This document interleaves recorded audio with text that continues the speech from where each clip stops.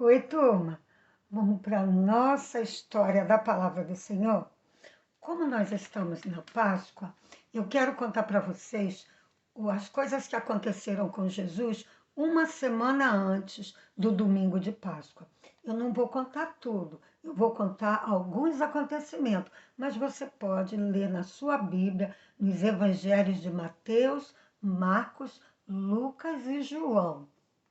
Jesus, ele estava indo para Jerusalém. E essa passagem, essa história se chama a entrada triunfal de Jesus em Jerusalém. E quando ele estava a caminho, ele falou assim para os seus discípulos: Olha, vão até aquela aldeia ali. Era uma aldeia que ficava perto. E Jesus falou assim: Lá vocês vão encontrar um jumento amarrado.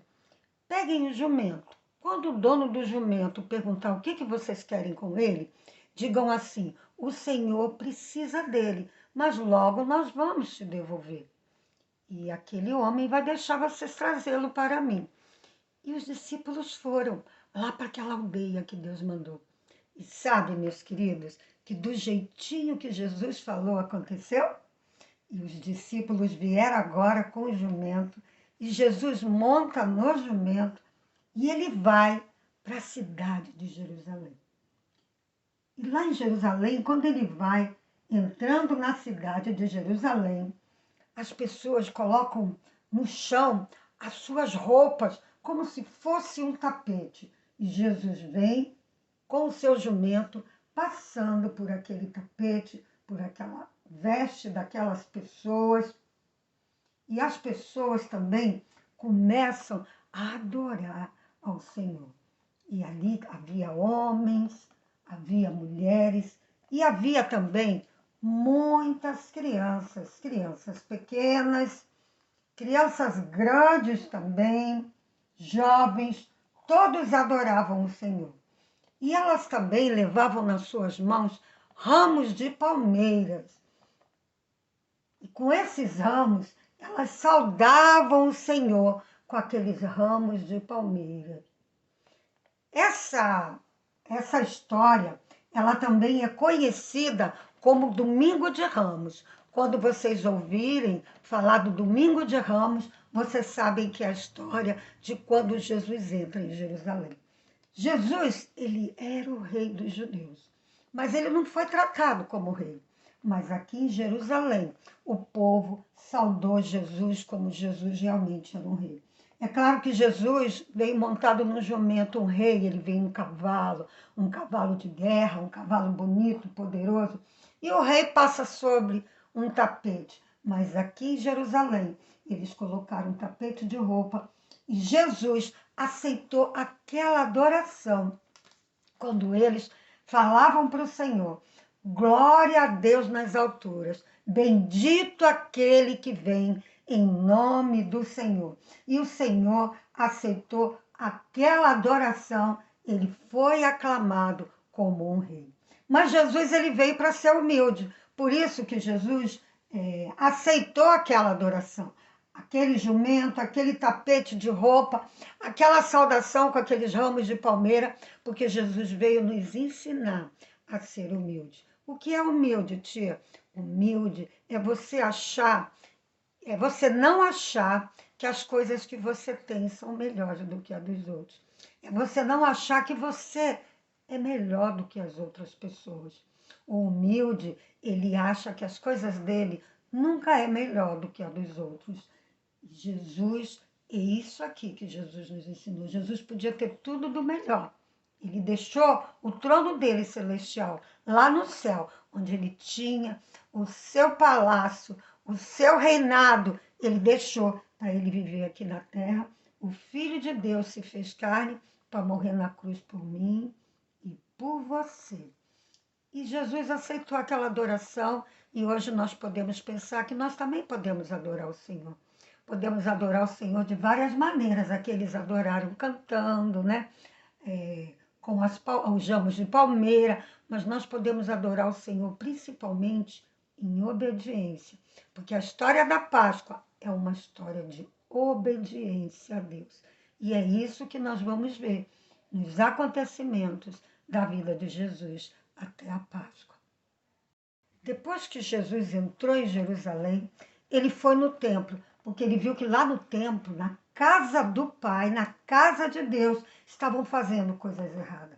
As pessoas estavam vendiam os animais do sacrifício lá dentro da casa de Deus, estavam fazendo o comércio e Jesus chegou lá. Jesus ficou muito zangado.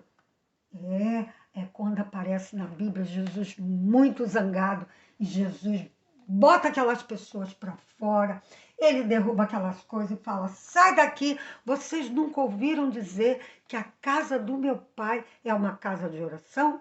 Vocês não sabem que entre todas as nações, o mundo inteiro vai saber que a casa do meu pai é conhecido como casa de oração. E aquelas pessoas, elas saíram. E aquelas outras que seguiam a Jesus, que amavam ao Senhor Jesus, elas ficavam observando os ensinamentos de Jesus.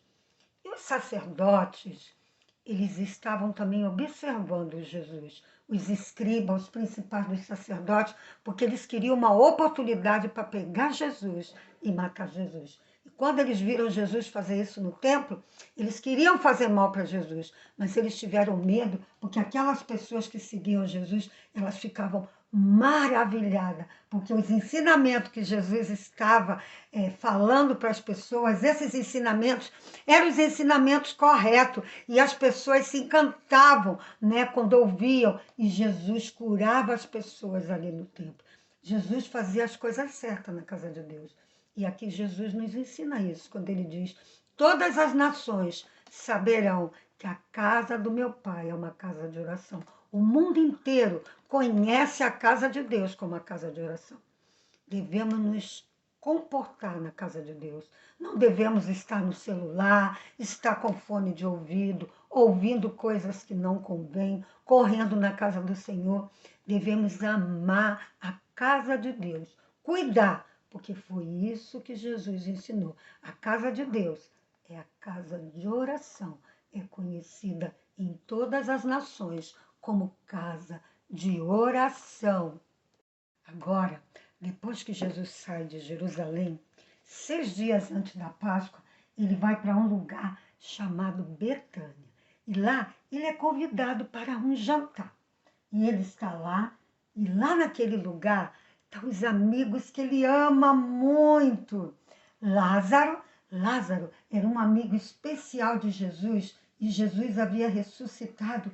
Ele havia morrido e já estava sepultado, e Jesus o ressuscitou. Lázaro, ele tinha 2 irmãs que Jesus também amavam, que amavam Jesus. Era Marta.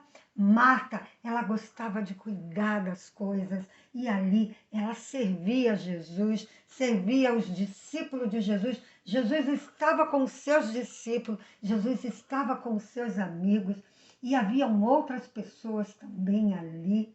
E Marta servia essas pessoas. As pessoas tinham ido ali porque muitas queriam ver Lázaro, porque sabia que Lázaro tinha morrido e agora Lázaro tinha ressuscitado. Então as pessoas, muitas dessas, estavam ali naquele jantar porque elas estavam vendo o poder de Deus. Elas estavam vendo que Jesus era realmente Deus, porque só Deus, só o Filho de Deus, para ressuscitar uma pessoa morta e já sepultada. Mas ali também estava o chefe dos sacerdotes, os escribas, observando e procurando uma maneira de pegar Jesus, para matar Jesus.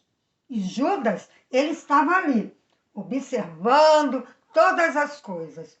E Maria,